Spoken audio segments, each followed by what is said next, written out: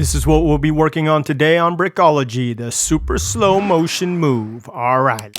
Brickology! One thing I've always loved is the super slow-mo effect, like this from 300. I mean, not only are they moving in slow motion, but look, then they pop into super slow motion. I totally dig it. So I wondered how to do this with stop motion, and well, this is what I came up with.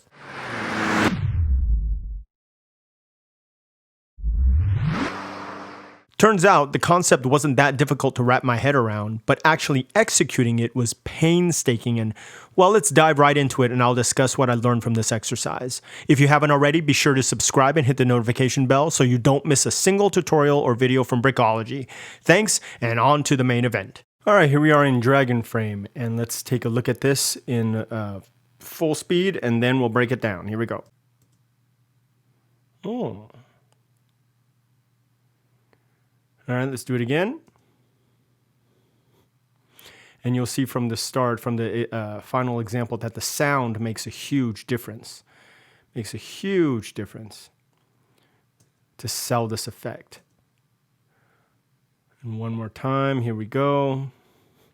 Now, from the start, I wanted this line here and this square here, middle, to be the part where he slows down and does the little waves. So at the very start, you'll see that he moves pretty fast. I mean, he's ripping through there. Right when he hits here, that's when he starts moving at small increments. And you can see just how small they are. And what's cool here is you can see the turning of the hubcap. You can see him raise his arm, his face changes, and he just keeps trucking along. He's like waving like, hey, what's up? Hey, hey. And here we go. Just those small movements.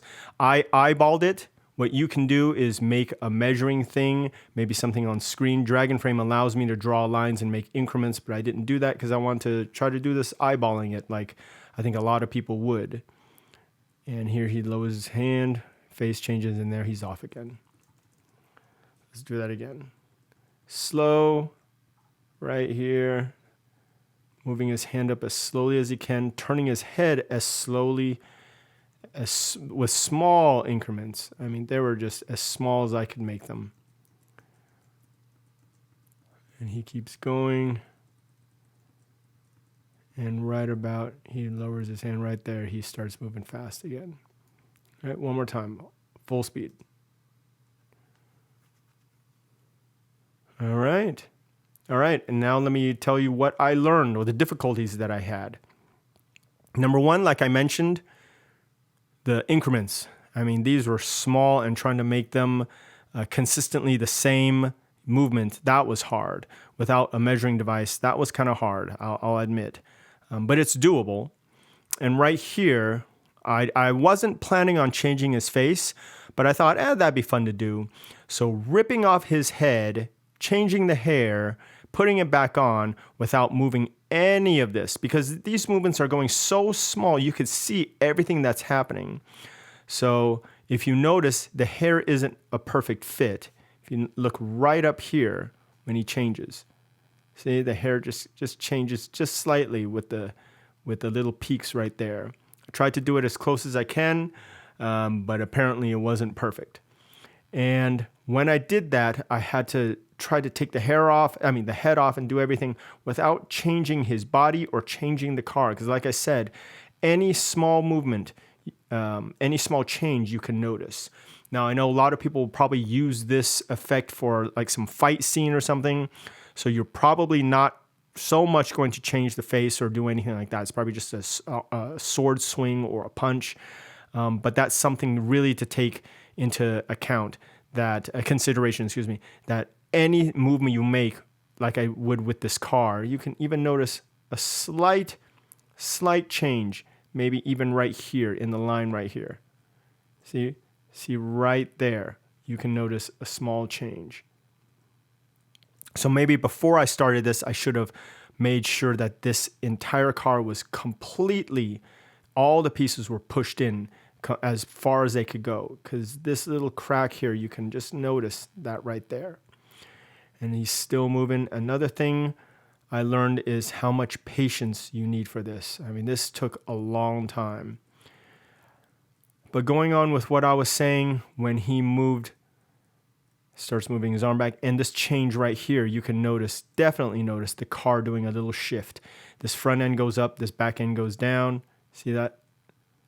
And that's because, again, I had to pull the head off, and this head was stuck on pretty good. So I actually had to pull the entire body off, replace the hair, replace the head, put him back in, try to get him in the exact same position without moving the car. And you can see the window here, it just kind of moves.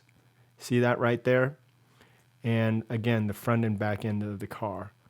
And this, I could have made sure that the front end was pushed in a little. See how it popped up a little? See that? But after seeing that, I decided, okay, this is just where the car is going to start going fast. So it hopefully happens so fast that you wouldn't notice it. So big things. If you're going to change the body, change the face, change anything, make sure everything else doesn't move and that you are able to put the figure back in the exact same position as before, because any small movement, you're going to notice it.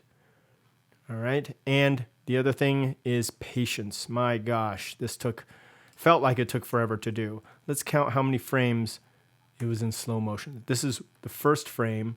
It's in slow motion. So 6 all the way to, wow, oh, right there. 6 to 61. So 55 frames. I did this small movements. Patience and trying to make everything stay consistent on how it looks.